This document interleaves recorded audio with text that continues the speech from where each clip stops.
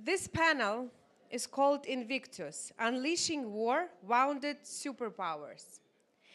And it is my great pleasure to invite the moderator of this panel, Daniel Salem, Officer Special Operations Forces Unit. Welcome.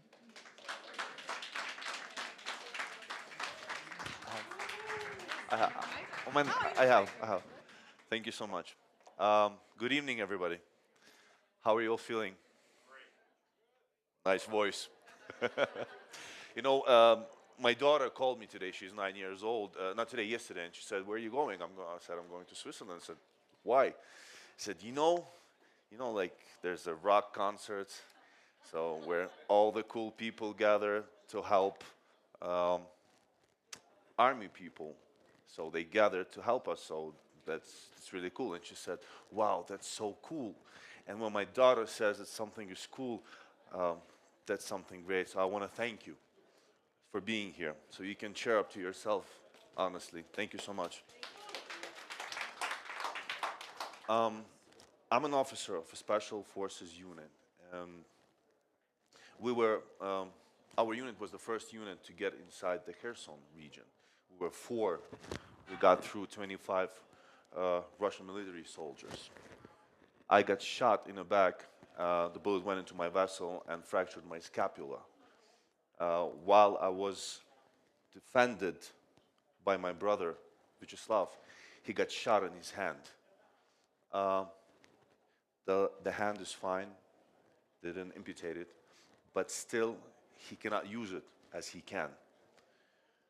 And after that rotation, we came home.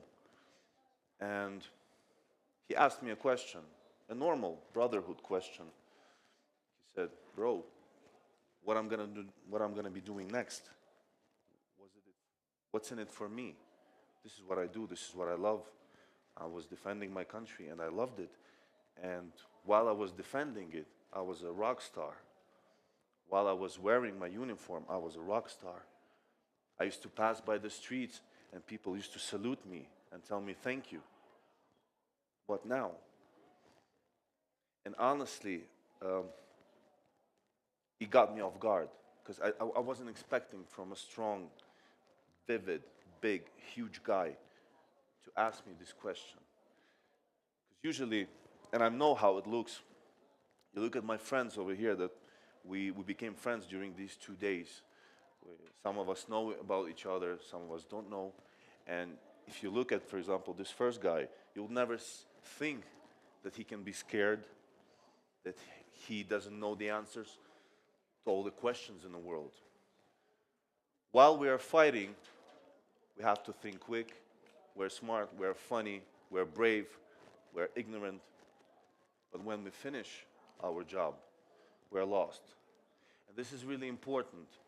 And I think our mission today with you is to think about what's going to be next for the veterans. How is our life going to be passing on while we are alive and we don't have that cool thing anymore? Thanks to you, and thanks to today's speakers, that right now I'm going to be, as a privilege to ask you on this stage, with your applause, I hope everything will get better in Ukraine and in the whole world. With your applause, Svitlana Grytsenko, the board member of Viktor Pinchuk Foundation. Me, I call her mom. She doesn't like that. God, that's horrible. I hate you. I'm going to get my ass kicked later, but that's okay. Dr. Eric Cioè-Peña, Vice President, Center of Global Health, Northwell Health.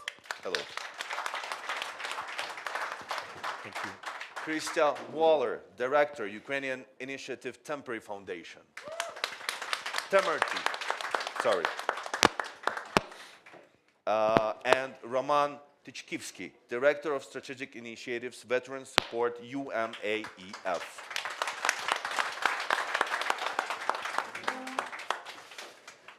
They're all yours. Thank you very much, Daniel. well, not to thank you, but anyway, thank you very much. Well, first of all, thank you very much for joining us. I'm really honored to have such a great audience here today, and it's a great honor for me to speak about the people who, for me personally, now are the people in Ukraine. I mean, about Ukrainian soldiers, about veterans, and what we are doing now to help and support, and what we can actually do all together, and which more is needed. So, as Daniel said, I'm a board member of the Viktor Pinchuk Foundation. I'm also co-organizer of Ukraine House Davos, which I'm very proud to do together with my other female partners here who are here with us here, Lena, Yaroslava, Uliana. Thank you very much for doing this house. But, recently, for the last 2-3 years, I grew up in a military family, so army and military was not something new for me.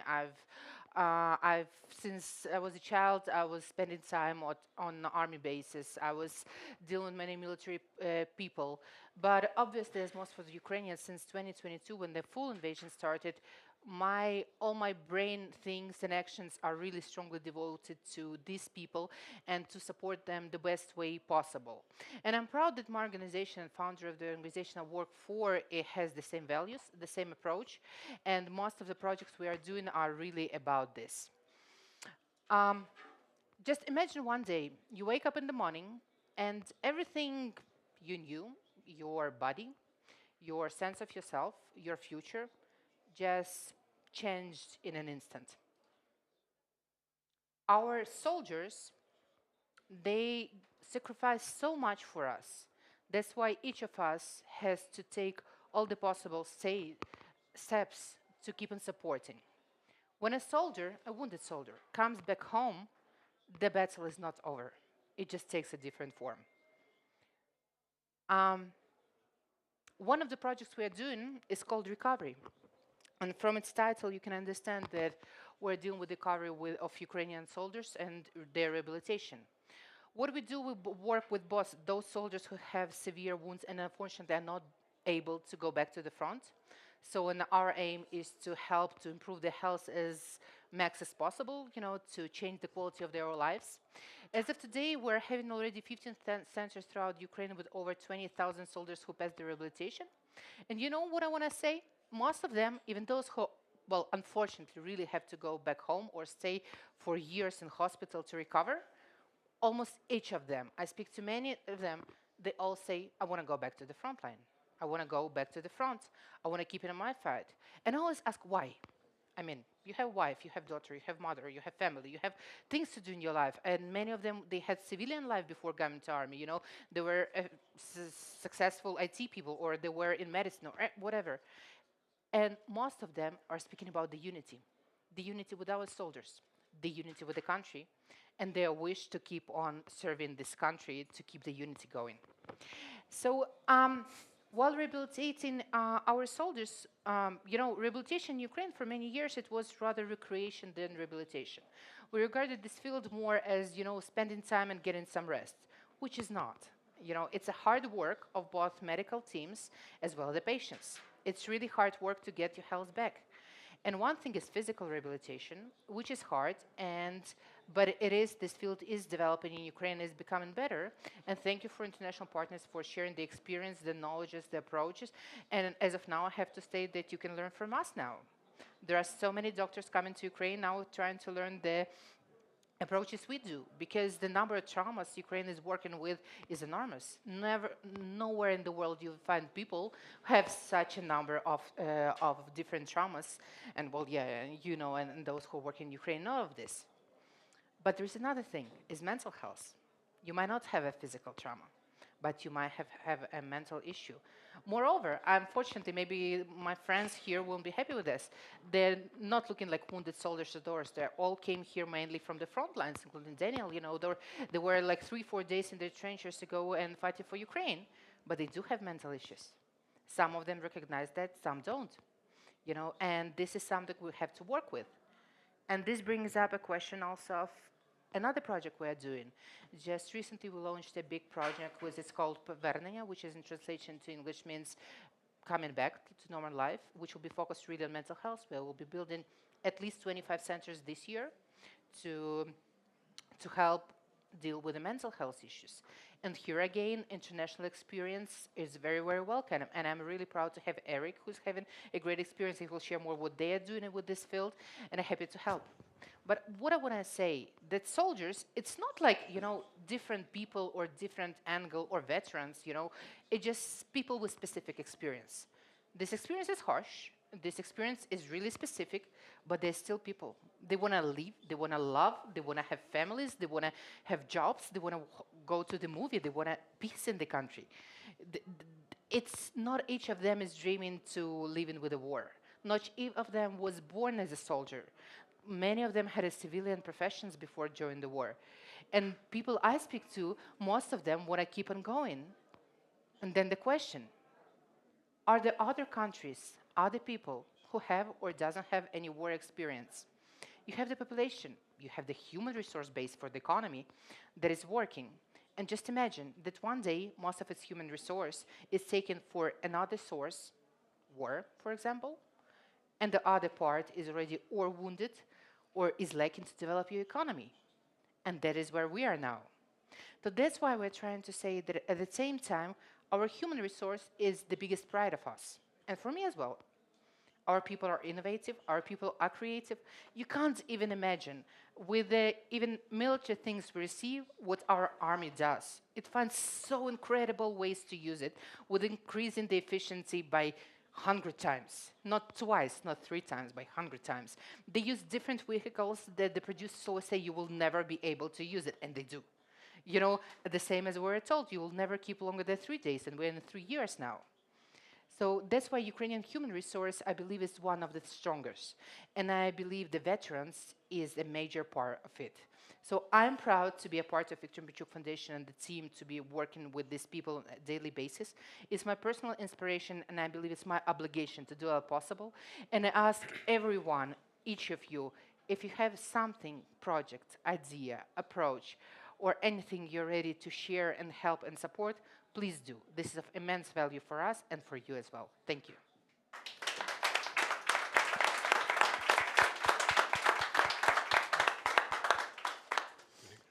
Yes, Dr. Eric. All right. Good evening, everyone.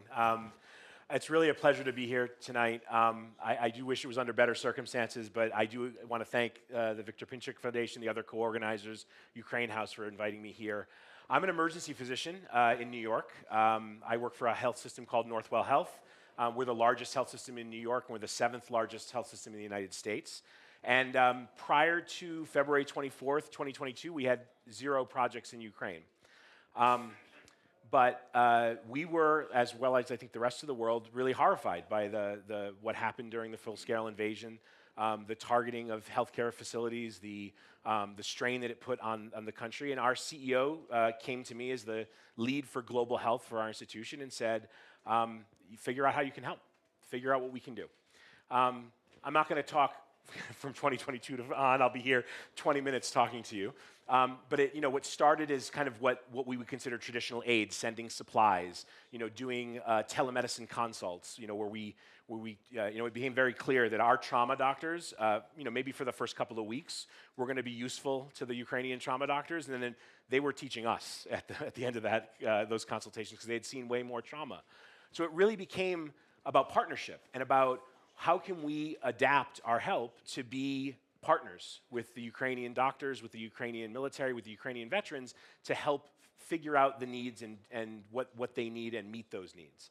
And I'm really proud of what we've been doing. We partnered with a local organization who the co-organizers are in the back, Natasha and Nadia from Healthy Initiatives, to launch a mental health initiative, starting with healthcare workers. So preventing the burnout of healthcare workers, taking the lessons that we learned from COVID and from our health system being the epicenter of COVID in the United States. We've taken care of more COVID patients in the United States than any other health system in the US.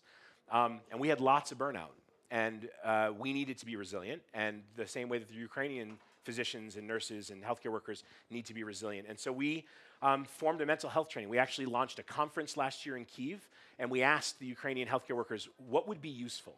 And we listened, and then last week we went back and we delivered Train the Trainers. We had space for 35 doctors to become master trainers in a curriculum called Stress First Aid. 48 showed up for the training, and so we trained all of them. And we did that in Bucha last week. We're going to continue working. We had great conversations with the Ukrainian military, and the head chaplain for the military chaplains wants to deliver this training to all of their chaplains in all of the Ukrainian armed forces. So this is about partnership. It's about being agile and meeting needs. Another big area that we're working on is prosthetics, and about how are we going to meet the overwhelming demand of prosthetics for civilians and soldiers that are giving parts of their body in defense of their country. How do we make it so that they are able to live full, productive, self-determined lives? And so we've been working with military hospitals, we've been working with public hospitals in Ukraine to roll out a new way of making the sockets that the prosthetics fit into that's based on 3D printing technology, which the Ukrainians, you said it earlier, that Ukrainians are very innovative with technology. It didn't take very long for them to figure out that you could use these 3D printers to make really very durable, very cheap, very quick sockets that would help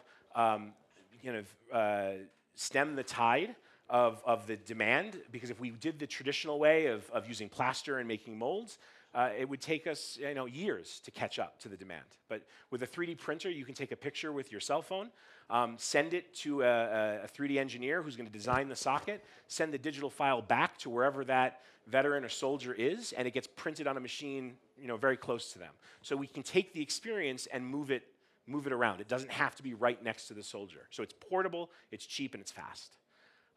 We are also now, our telemedicine program has really evolved into a second opinion program. It's really about the isolation that doctors feel because they're stretched so thin. So when you're an orthopedic surgeon, normally, if you've got a tough case, you go to the office and you talk to the 6 other orthopedic surgeons that are sitting there. You say, "Hey, I've got a tough case. How would you approach this? How would you do this? Do this repair?" They don't have that. The orthopedic surgeons are so scarce right now. They're spread so thin. They're often operating in islands. And so we've become that phone a friend where we're connecting Ukrainian doctors to US doctors. We're training Ukrainian doctors to other Ukrainian doctors to have that community of practice where they can troubleshoot tough cases and also talk about, it's hard to continue to have the same level of injury 3 years in. And so, I wanted to come here and share that with you. We're really proud of our health systems record. We do this with very little funding. This is really funded by the budget of Northwell Health. And as you know, healthcare in the United States is not a very lucrative business. You don't make a lot of money if you're a hospital system in New York.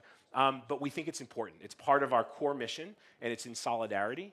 And every time we call a consult from a Ukrainian doctor, technically, I call the doctor on call for some hospital in New York that works for us. They don't have to take the call. I mean, they're not paid to take the call from Ukraine.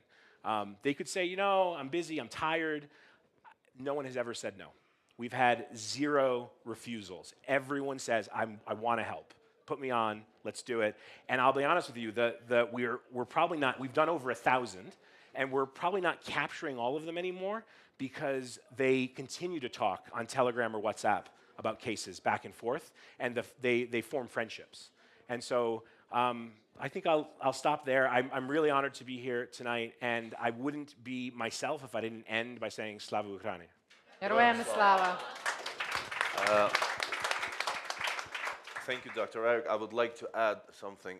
When we met today, Dr. Eric started with the words, "I'm so sorry that I'm late." But I want to ask you, with the big cloud of applauses, Dr. Eric just received an award, a Schwab Foundation Innovation Award. My congratulations. Thank you.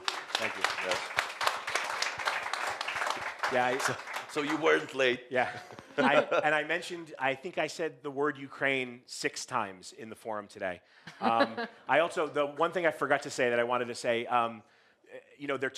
they just came out with the global risk report, right? And the biggest risks in 2025, number 1 was conflict. Number 1. No one in this room needs to hear that from the World Economic Forum. You all know that. You're living that. And I want to just thank you for being the tip of the spear for democracy. Krystina, Waler. Thank you. Thanks so much for having me. I am probably going to just push this back so that it's not. So I am here representing the Temerty Foundation. Thank you to all the organizers of Ukraine House for having me. Daniel, thank you for having me on your panel. And before I start, I'd be remiss because I feel humbled to be in the presence of active duty members from Ukraine and veterans themselves. And so thank you for your service. And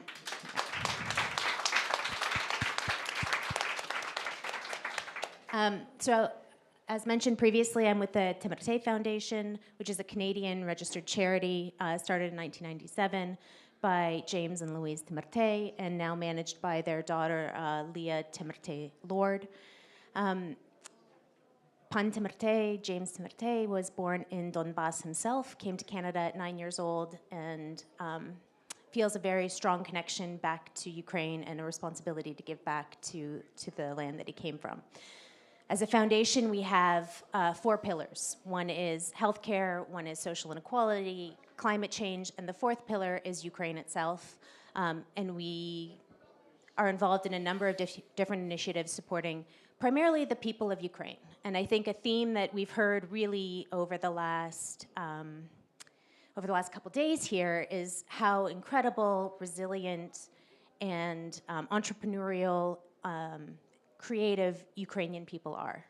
And our foundation really believes in supporting organizations that are Ukrainian-run, Ukrainian-led, grassroots, and as somebody said earlier today, in getting out of the way. We are a foundation of grant giving, so we have a lot of trusted partners that we work through. We don't run our own programs. So people ask, why do you support Ukraine? Yes, there's the connection, the ancestral heritage, but Ukraine is the largest humanitarian crisis, one of the largest in the world right now, and it's incumbent upon all of us, the international community, to help ease the suffering of Ukrainians right now. It's, from the displacement, from the impact on society. Obviously, there's a lot of mental health issues in the country right now. There are many different areas where international organizations can and should play a role. And I believe that it's their moral responsibility to do so. The other issue that is important to our organization is human rights. And we're big supporters of the Center for Civil Liberties and Alexandra Matvichuk and the work that they do, and believe that their voices need to be heard.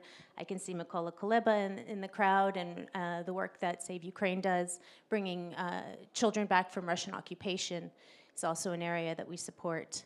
And all of these crimes against humanity need to be vocalized, need to be spoken about, and most of all, there needs to be justice. And we're firm believers in that at the foundation. So one of the things that I've been working on for the last year, along with the Robert Bosch Foundation and the Charles Motts Foundation from the United States, is a foundation platform called Foundations for Ukraine. And 12 international philanthropic organizations, so mainly privately funded foundations, have come together to, I'd say, have dialogue, share stories, and try to increase the impact of philanthropic dollars in Ukraine, while at the same time encouraging other philanthropic organizations from all over the world to join us and help, I guess, ease the pathway in and explain to them the process and share with them some of our trusted partners so that they too can get involved and have confidence in the impact that they want to make in Ukraine as well. On top of that, we have many initiatives that we support that support veterans in Ukraine. And I think one of the things that I wanted to mention was the scope compared to other countries. One of the partner organizations that we have, Veteran Hub, told me that it's anticipated one day that there will be 1.5 million veterans that need to be reintegrated into civilian society in Ukraine. And that is a huge number that, from my understanding, and please somebody correct me if I'm wrong, no other country has had to deal with, especially young veterans. And so many organizations are needed, many different practices are needed, training the trainers needed, it's all needed, and Together, you know, we are stronger. And so thank you to everybody who's doing the work. We, with Veteran Hub, try to support their mobile unit program. And their mobile unit program goes out to the villages with somebody who provides case support. They provide mental health support and legal services to veterans who are either immobile or don't know where to access services.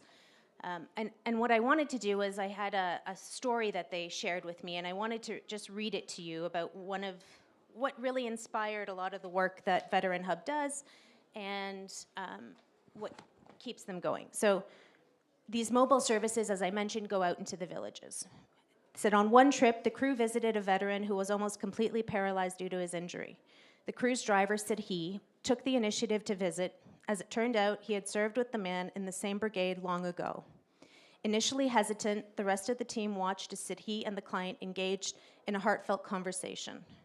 They talked nonstop for the next hour and a half, reminiscing about their time in the brigade, discussing their positions, people they knew, rehabilitation, and the latest news.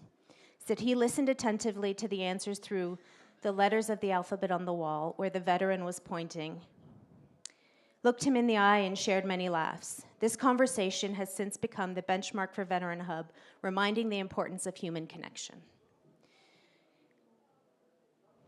Like I said, the people of Ukraine are the strength of Ukraine.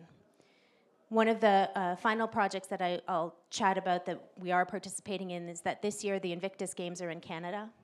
We're proud to be big supporters of the INVICTUS Games, particularly Team Ukraine, and helping them come to Canada to participate in the Games.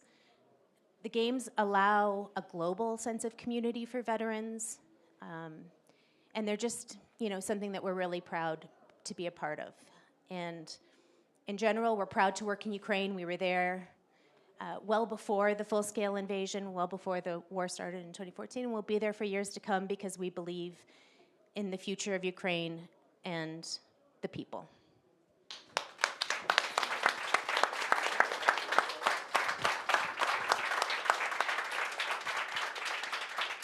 Thank you. Thank you so much. Roman? Thank you. Hello, everyone. It's a privilege to be here. I take this panel as a tribute to the courage of other people and to everyone who have been supporting and continue to support us in this fight for freedom for the last 10 years. I am with Ukraine Moldova American Enterprise Fund. Have recently been appointed to a new role as a Strategic Initiatives Director.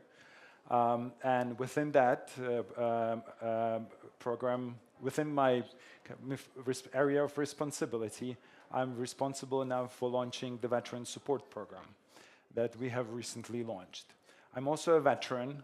I had the privilege to serve with the ranks of the Ukrainian Marine Force in different roles within east of Ukraine and south of Ukraine until I received my injury, and which forced me to leave the forces and transit back to the civil life. So for me, it's the first public appearance probably in the last 3 years, and such a... So it is a great honor. Thank you for putting in me the trust you put. Ukraine Moldova American Enterprise Fund has recently launched the program, as I mentioned, Ukraine Veteran Support Program. But we decided from the very beginning to look into more wider, in terms of audience, scope of the program, considering that the war imposes wounds not only on the wounded soldiers that later become veterans, but also on the families of the veterans, families of those who were killed in action, families of those who are still considered missing, families of those who are held in captivity, as well as first responders and medics who come to eliminate the circumstances of massive airstrikes that we experience on a daily basis across the country. So while I had basically an assignment to look deeper into this topic, it was obvious for me that the scale of our activities can be enormous, but at the same time we have to prioritize. So basically what we are looking at right now is the continuous effort of our enemy to impose all sorts of stereotypes about the military, about the veterans, about the families of those who served, about the families who are held in captivity in Russia. And that's how Russians are trying to basically kill our solidarity from inside, split us into small pieces, and basically, in addition to imposing the fatigue of their war against Ukraine among international community, they are working very hard to impose that fatigue within the Ukrainian society. So for us, it is very important to be part of the projects that actually prove to the Ukrainian society, first of all, that we are adapting to the new reality, a new reality of constant external threats, and we are changing, we are transforming. So one of the biggest projects we have already launched, or we will be launching soon, we will help transform at least 5 universities of Ukraine into fully accessible, to make sure that our wounded sisters and brothers who returned from the front lines, but also the civilians who suffered from severe injuries due to war, wounds, etc., have free access to some best educational institution in Ukraine. You know, when you go through the military leadership training, they teach you, you should not pity a warrior inside yourself, but also inside those who are next to you.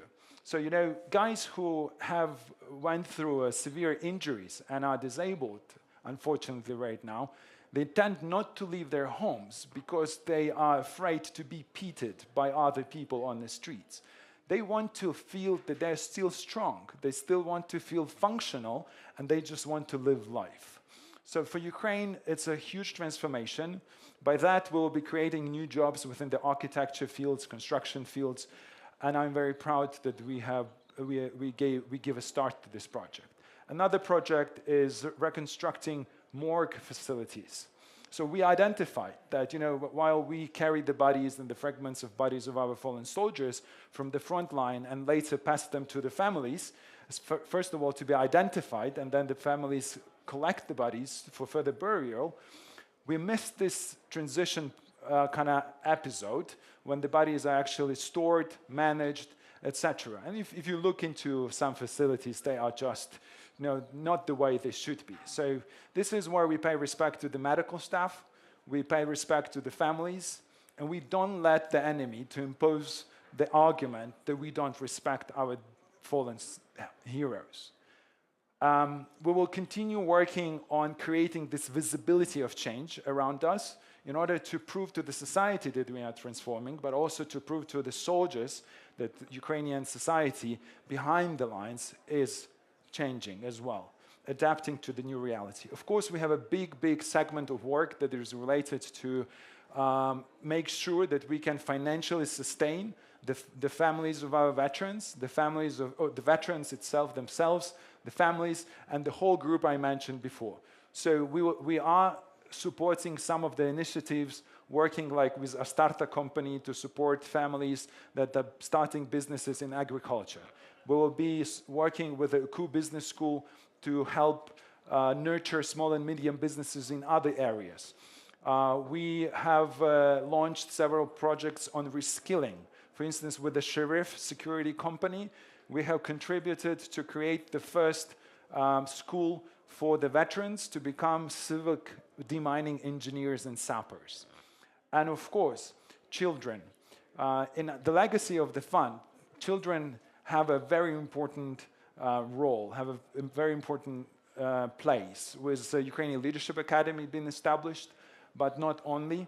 We have identified that for the service members, for the veterans, for the families who lost their loved ones because of war, the way society treats children is one of the criteria whether my effort, my sacrifice was worth it. So within the Ukrainian Leadership Academy, with some other partners, we are looking forward, and we have started already some of the project to support the children of the veterans, the children of the currently serving members, the children of the families who lost their loved ones, etc., and other groups that I mentioned before. Many of those children are still live next to the front line. Many of those children don't have proper education in the last 5 years because it covers also COVID. And so we will be working hard side by side with the government and other donors to make sure that some of those children, especially with exceptional talents, can find a proper future in Ukraine. As we say, when you go through such a trauma as losing your loved ones, you either lose sense of life in the future, or you can turn your grief into a strong, powerful resource that can take you to the next heights. So we hope that will help the children and their families basically find their next big goal in life and turn their grief into strengths in order to transform the country. To finish, you know, the way we treat veterans, the way we treat the families of all the groups that I've mentioned, the families of the first responders, it defines our future capability to defend ourselves in the future.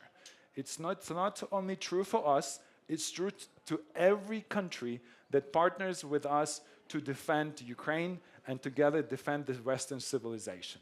Thank you very much. Thank you so much, Roman.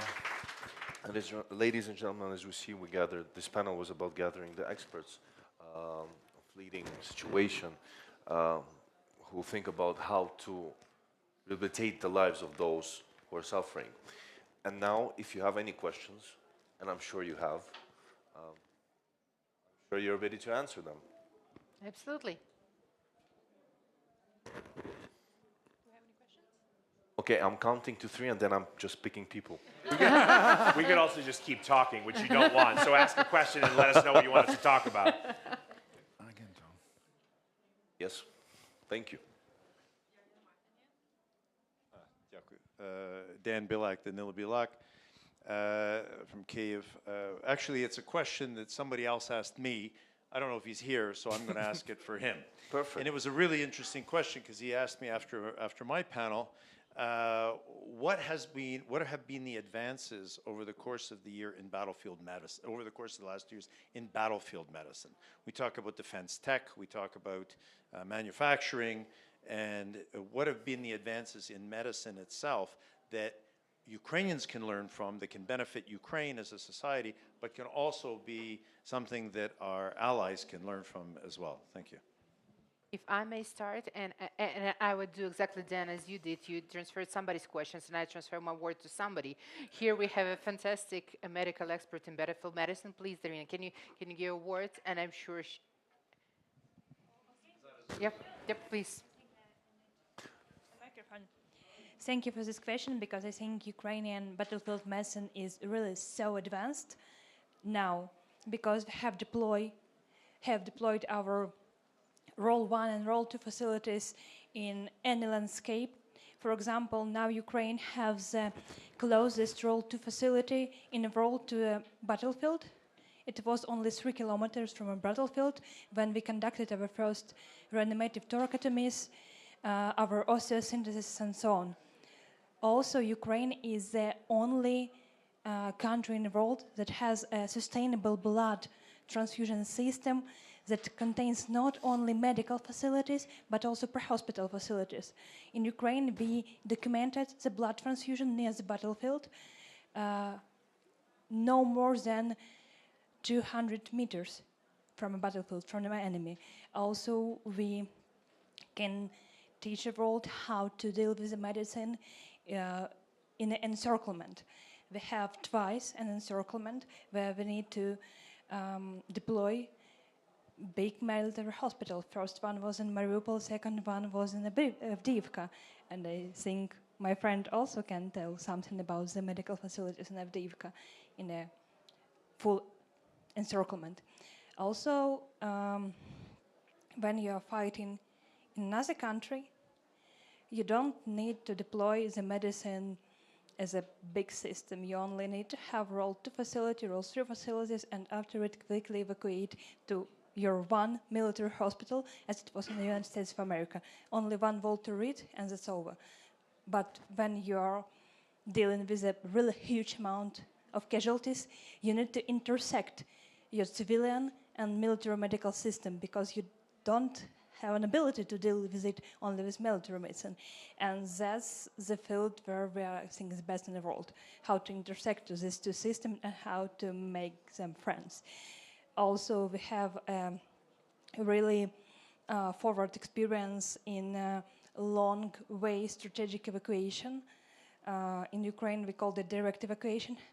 We are trying to evacuate our casualties with severe wounds, not on air because limitation of air evacuation, but on land, sometimes in distance more than 100 kilometers, just to save their limbs.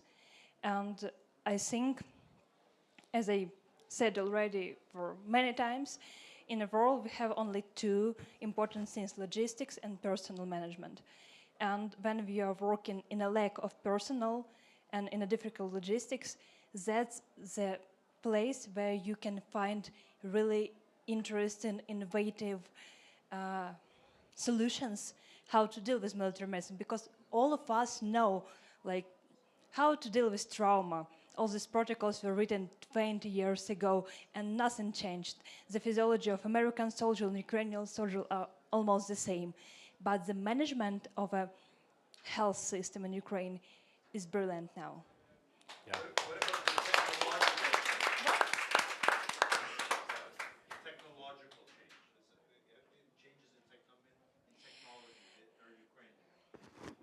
Actually, I don't think so. For example, all of the devices, all of the medical devices I was working 10 years ago is still working now. We have more advanced like devices as blood warmers, like rapid infusers, devices that need 1 liter of blood in a minute to make a really big reanimational actions. But actually, it's almost the same. But we have a small military shift in the technologies. For example, we have a bigger role of Cioè-Peña stage in Ukraine than in America, because not all of the casualties will be after an hour. A golden hour is a fairy tale in Ukraine in the arms of a surgeon. So on a Cioè-Peña stage, on stage of evacuation, you need to do more than ordinary evacuation medical in America, Great Britain need to do.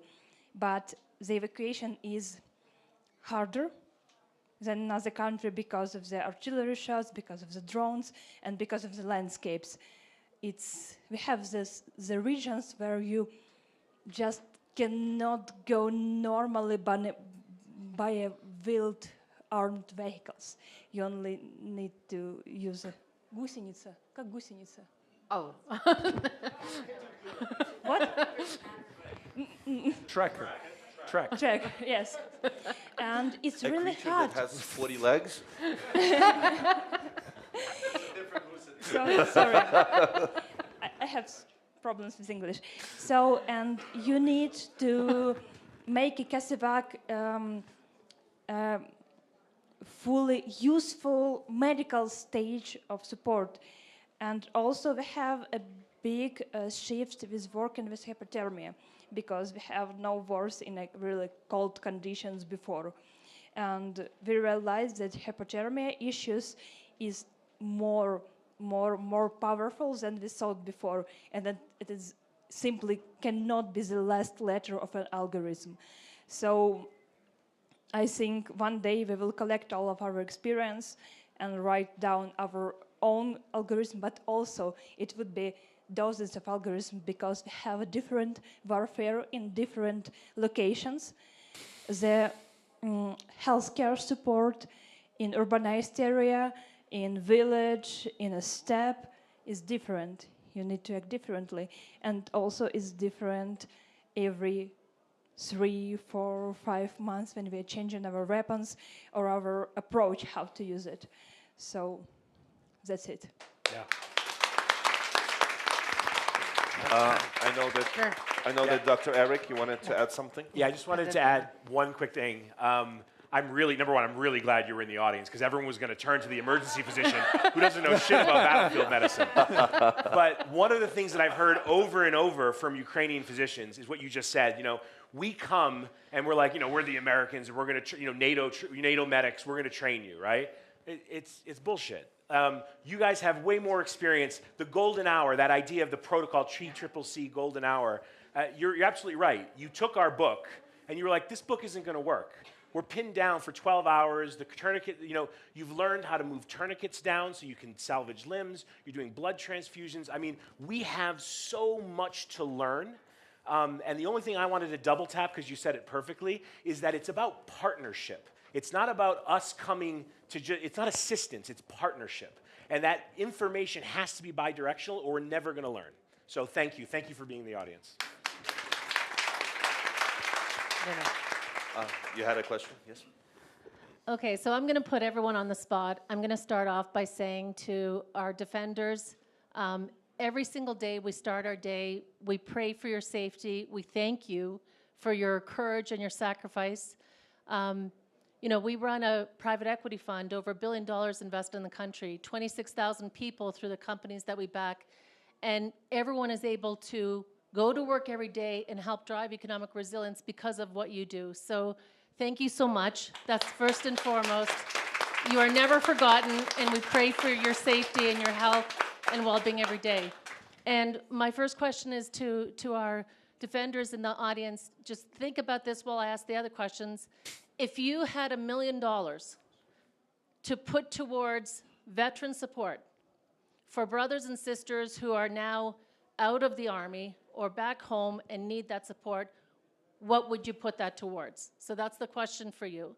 And while you're thinking about that, I'm going to put all of these folks on the spot.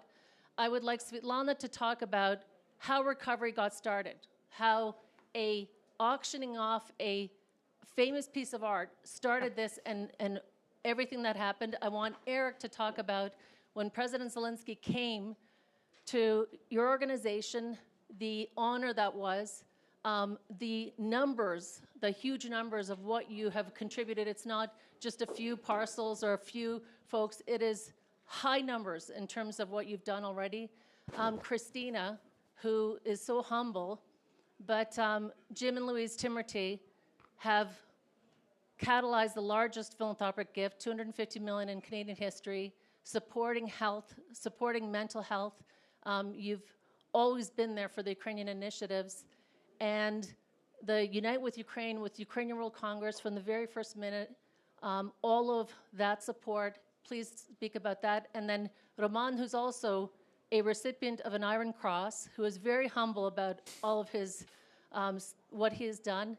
And Roman, UMAEF has over $100 million to put towards investments and technical assistance, also investing in veteran-led businesses, veteran-led SMEs. Oksana Strishna is here with an over $50 million program, SMEs including veterans, backing Esper Bionics, backing others. Please talk about specific examples of lives transformed and how you want to transform lives with that incredible resource.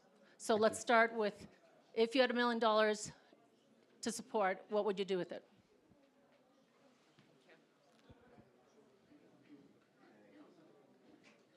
For me, thank you for that question and for your support in Ukraine. It's very important for us to understand that we are not alone in this fight. As for me, the best solution is pay for education for veterans, to have a chance to realize the dreams. We have a dreams. And I think it's the best solution. Thank you.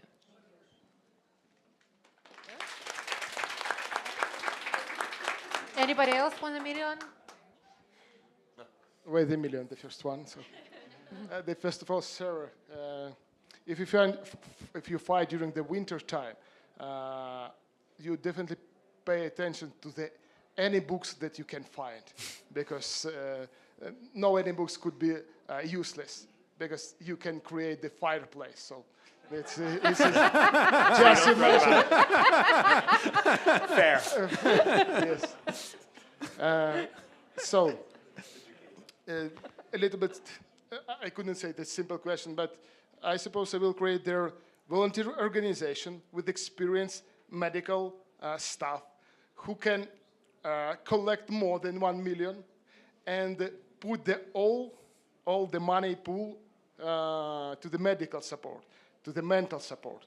Because a lot of the people, when they came back from the front line, they are mentally broken. So from my perspective, this will be the great investment. Thank you. So I can imagine this. I call my military brother and said, guys, we have $1 million. What we should do? Yes, it's good. It's good answer, I think. But I guess that first of all, it's entertainment, like playing football. I'm not joking. Yeah, it's playing football, playing like приставка, PlayStation, yeah, computer games and so on.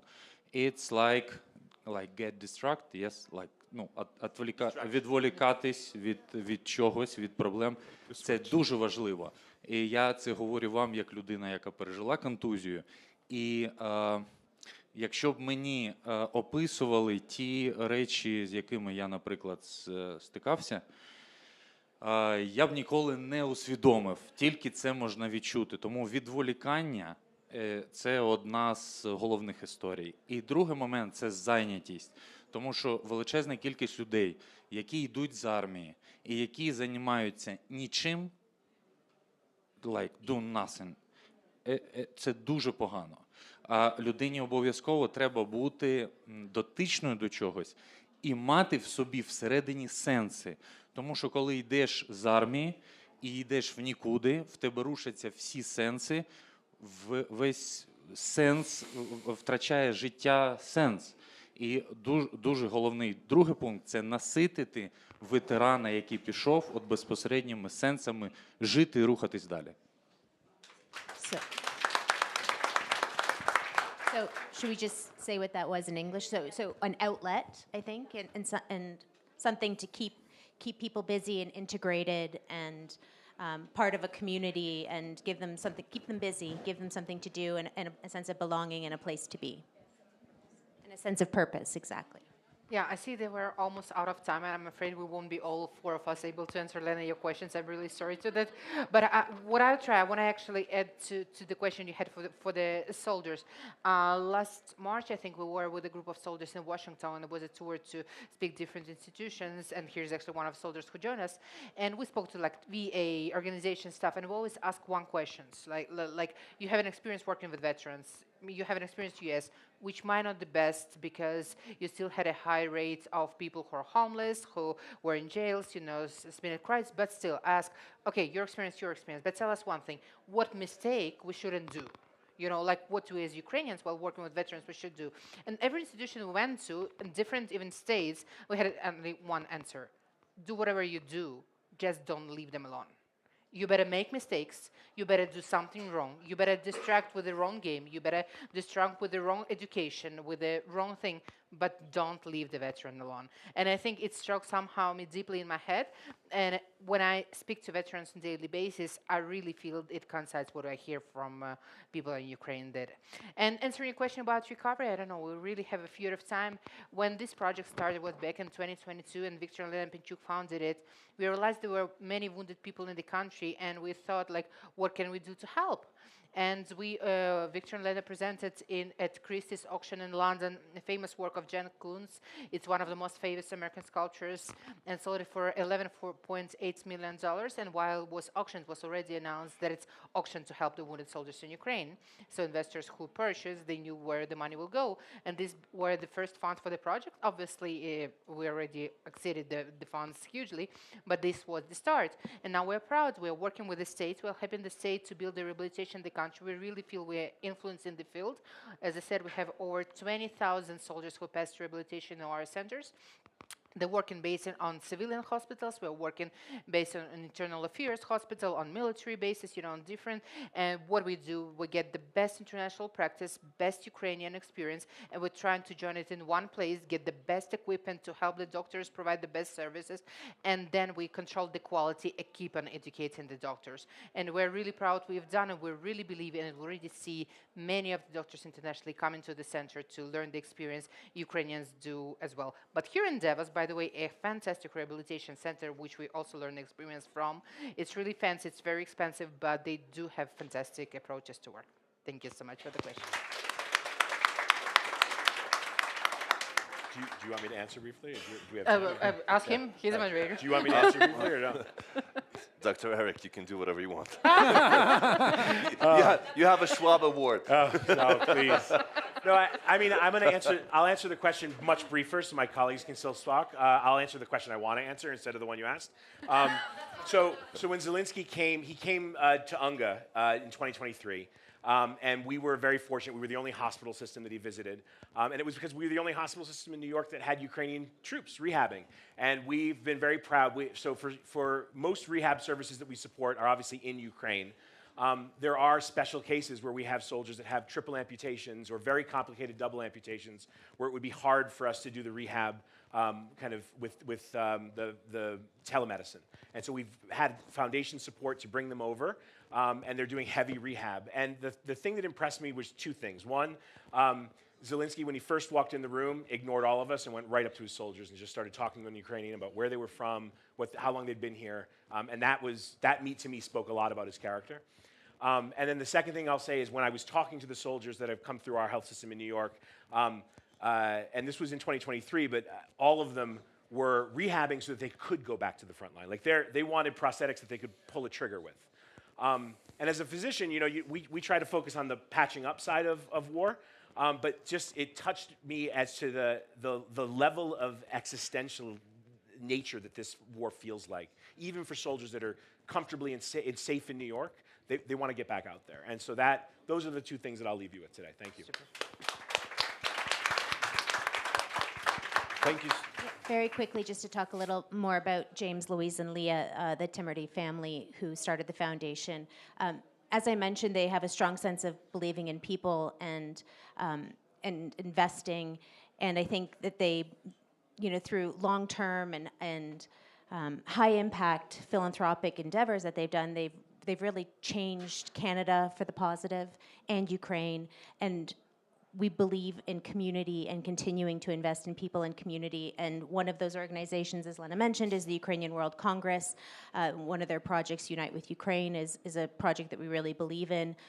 That's more on the sort of active support for the ongoing war in Ukraine. As opposed to the veteran work, but they do amazing work, and they unite the Ukrainian diaspora globally, and that is something that we believe in. We think we're all stronger together. Thank you, Lena, for the question. As a fund, developing the entrepreneurship is a core part of the DNA, is our core of the enterprise fund. So far, I'm very proud to say that under the leadership of my colleague, Vasil Nazaruk, who is currently serving in the armed forces, we have contributed to the development of more than 20 impact investment projects, basically backing financially some of the companies, like the chain of Veterano Pizza, and financially providing them low-rate loans through the partner banks. We did some other important projects. We have Oksana Strashna here, my colleague, who is now leading the new program for direct investment of the fund, and we certainly will be looking to support the companies owned by the veterans or by the families of the people I mentioned. We have recently contributed to the development of the Return Alive Foundation Veteran Department in order to enable the development of adaptive sports in Ukraine. So basically linking here because they are active participants of INVICTUS games, and they are spreading adaptive sports across Ukraine's regions in order to help our brothers and sisters in arms who are already doing their rehabilitation to adjust to a new civil life through sports. There are many other projects in the pipeline, of course. Let's get together in order to build a new culture, a culture that really Ukraine needs in order to respond to the massive challenge that we are facing, as we are facing one of the largest enemies we could even thought of in this fight. Thank you very much. Last but not least, I wanted to tell a story, but I'll say another thing. We spoke earlier today. If you ask me, don't give us $1 million. Share with us $1 million. I think Ukrainians proved that we can be a really good partner and a really good friend. We proved that we are fearless, we are loyal, and be our friends. That's all we need. Am I right? Absolutely. Just be our friends. Thank you so much.